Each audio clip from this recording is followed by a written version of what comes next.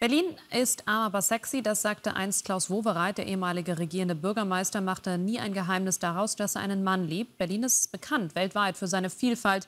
Jeder kann hier tun und lassen, was er will. Soweit die Theorie. Aber in einigen Stadtteilen, besonders dort, wo der Migrationsanteil höher liegt, kann die Unbeschwertheit schnell zur Illusion werden. Die Polizeistatistik zeigt, dass die Gewalt gegenüber Menschen aus der LGBTQ-Szene in der Hauptstadt sprunghaft ansteigt.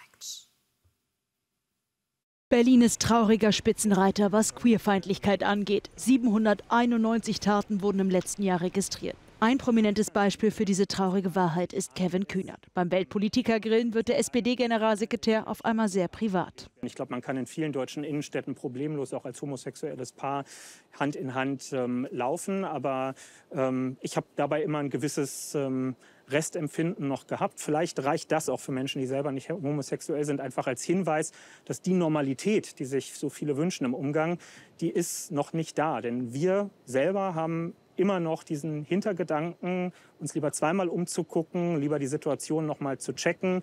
Auch das ist Strukturmerkmal einer Gesellschaft, in der Homophobie Wirklichkeit ist. Kaum zu glauben im Jahr 2024. Doch wer denkt, unsere Gesellschaft wird offener und toleranter, der irrt. Die Zahl der Delikte gegen sexuelle Orientierung steigen immer weiter an. In nur wenigen Jahren verdoppelten sich die Taten auf 1449 Fälle im Jahr 2023. Auch die Gewalttaten sind auf einem Höhepunkt. Aber woher kommt der Hass? Wir haben uns in Berlin umgehört. Einstellungssache vielleicht. Also andere Länder, andere Einstellungssache. Die in die rechte Szene vielleicht so reinrücken, die dieses nationalistische sehen. Unaufgeklärte erstmal schon. Und dann, ich sage jetzt mal so, starke rechte Szene vielleicht so, ja. Das kommt wahrscheinlich auch auf die Kultur an, auf die Religion. Also das hat verschiedene Ursachen.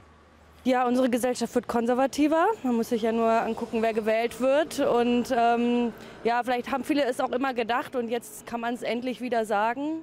Vor wenigen Tagen haben Bilder aus Bautzen für Empörung gesorgt. Neonazis marschierten dort gegen den CSD auf. Leider ist die Stadt in Sachsen damit kein Einzelfall. Insgesamt machte das rechte Spektrum 2023 die größte Tätergruppe aus mit 455 Personen. Den größten Anstieg verzeichneten aber zwei andere Gruppen.